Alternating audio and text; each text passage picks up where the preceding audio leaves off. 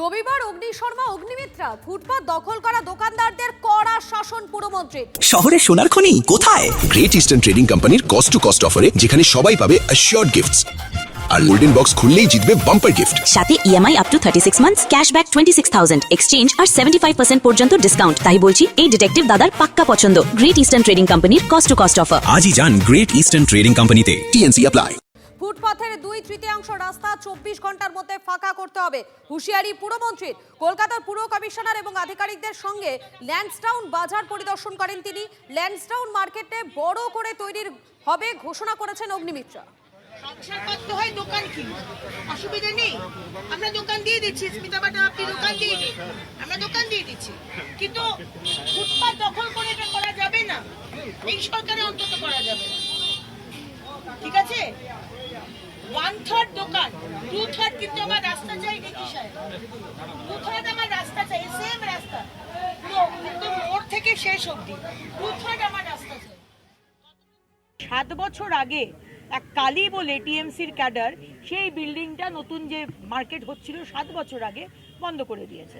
সে নিজের ডিমান্ড করেছে এত টাকা দিতে হবে, যা করেছে টিএমসি সরকার, এত টাকা না দিলে আমি করতে দেবো না। এবং আজকে বাজারের ভেতর যা দেখলাম, যা অবস্থা, মানে সাংঘাতিক খারাপ অবস্থা। সামান্য একটা ছোট্ট ফুটপাথ সেগুলোকেও সব দখল করে নিয়েছে।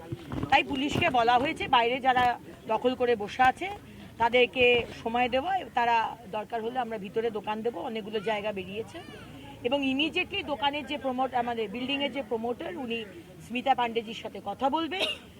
একটা কোর্ট কেস করেছে এখানকার কিছু দোকানদাররা, সেগুলোকে তুলতে হবে। স্ট্রিমলাইন করে আমরা বাজারটাকে সুন্দরভাবে শুরু করতে চাই। টাকা দিয়ে দিয়ে বিভিন্ন জায়গায় বসিয়েছে। ফিরাদ হাকিম যে মন্ত্রী ছিলেন উনি জানতেন না? সবই জানতেন। মেয়র ছিলেন উনি জানতেন না যে এগুলো সব করা হয়েছে? শুনে নিন, এগুলো আমি যেটা বললাম ওনাকে, ফুটপাত দিয়ে লোক যাবে, তার মধ্যে আপনার দোকান যতটা রাখার রাখবেন। খাট, বিছানা, ক্রেট, তিরপল, জামা কাপড় ঝুলে, একটা সংসার পাতার জায়গা নয়।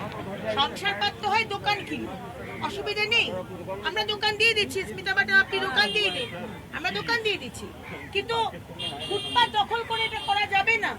রবিবার সকালে হাজির মন্ত্রী অগ্নিমিত্রা পাল এবং তিনি এসে কিন্তু কথা বলছেন এবং তিনি বলছেন যে ফুটপাত দখল করে কোনোভাবেই ব্যবসা চালানো যাবে না এবং 2/3 ফুটপাত অন্তত ফাঁকা রাখতে হবে, মানুষ যাতায়াত করবে এবং তার জন্য 2 দিনের ডেডলাইন দিচ্ছেন মন্ত্রী অগ্নিমিত্রা।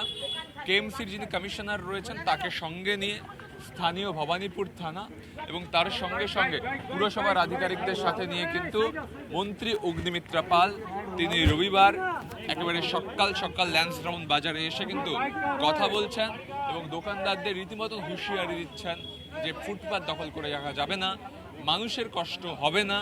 পূর্ববর্তী সরকারের আমলে যারা ফুটপাত দখল করেছেন তাদের কিন্তু এবার ফুটপাত 2/3 ছেড়ে দিতে হবে। ক্যামেরা অমিতের সঙ্গে সুমন, টিভি9 বাংলা, কলকাতা।